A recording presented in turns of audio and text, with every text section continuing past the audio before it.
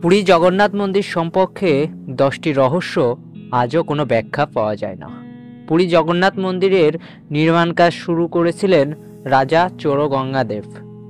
নির্মাণ কাজ শেষ হয়েছিল দ্বাদশ শতাব্দীর শেষ ভাগে তার নাতি অনঙ্গ ভীমদেবের সময়ে। ভারতের প্রাচীনতম মন্দিরগুলোর মধ্যে অন্যতম এই মন্দির। প্রাচীনত্বের পাশাপাশি ধর্মীয় মাহাত্ম্যও এই মন্দিরে ভারতের অত্যন্ত গুরুত্বপূর্ণ মন্দির, অন্যতম গুরুত্বপূর্ণ তীর্থস্থান। আর এই মন্দিরের সঙ্গে জড়িয়ে রয়েছে বেশ কিছু রহস্য। আসুন জেনে নেওয়া যাক পুরী জগন্নাথ মন্দির সম্পর্কে এরকমই 10টি রহস্যের তথ্য। সাধারণত বায়ু যেদিকে প্রবাহিত হয় যে কোনো পতাকা সেই দিকেই ওড়ে, কিন্তু আশ্চর্যজনকভাবে পুরী জগন্নাথ মন্দিরের গম্বুজের উপরে যে পতাকাটি লাগানো থাকে সেটি সবসময়ই বায়ু প্রবাহের বিপরীত দিকেই উঠতে দেখা যায়। এটা কিভাবে সম্ভব তা এখনও জানা যায়নি। মন্দিরের মূল গম্বুজটি প্রায় 45 তলা ভবনের সমান উঁচু। ঝড় ঝাপটা, ভূমিকম্প, যুদ্ধ যাই ঘটুক না কেন, মন্দিরের কোনো একজন সাধুকে প্রতিদিনই এই গম্বুজের উপরে উঠে নিয়মিত পতাকাটি পরিবর্তন করতে হয়। যদি কোনো কারণে এটি একদিন পরিবর্তন না করা হয় তাহলে এই নিয়ম অনুসারে মন্দির চত্বর পরবর্তী 18 বছর বন্ধ রাখা হবে। 1800 বছর ধরে এই ঐতিহ্য চলে আসছে। মন্দিরটির সর্বোচ্চ অংশ একটি সোজাভাবে লাগানো একটি সুবিশাল সুদর্শন চক্র রয়েছে। এটির উচ্চতা 20 ফুট এবং ওজন প্রায় 1 টন। কথিত আছে শহরের প্রতিটি দিক থেকে এই চক্রটিকে দেখা যায়। ভক্ত যেখানেই থাকুক না কেন তার দিকে সর্বদা ভগবানের দৃষ্টি আছে। ভক্তের মনে এই ভাব জাগানোর জন্যই এই চক্রটি স্থাপনা করা হয়েছিল বলেই শোনা যায়। মজার বিষয় হলো 2000 বছর আগে গোপুরমে আনা হয়েছিল এই বিশাল চক্রটি এবং মন্দিরের উপরে স্থাপনা করা হয়েছিল।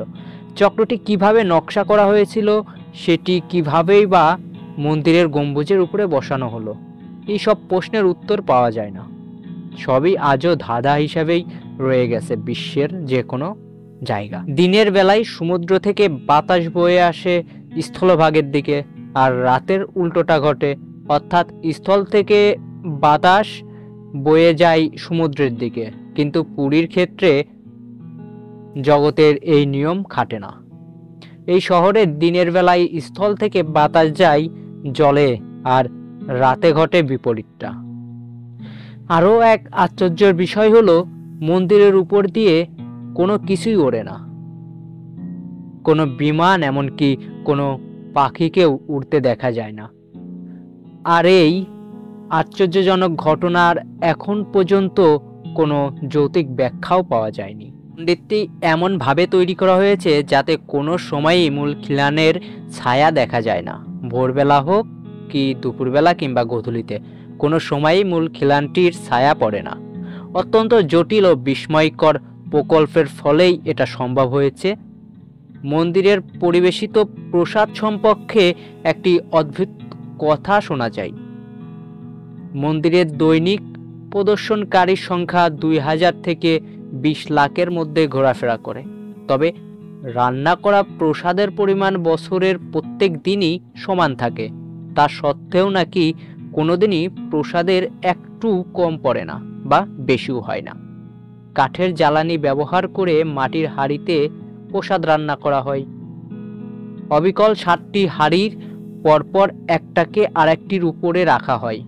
সবচেয়ে উপরের পাত্রটির রান্না করা হয় আশ্চর্যজনকভাবে প্রথম পাত্রের যেভাবে রান্না করা হচ্ছে তা অন্য পাত্রগুলোতেও নিজে থেকেই হয়ে যায় বলেই শোনা যায়।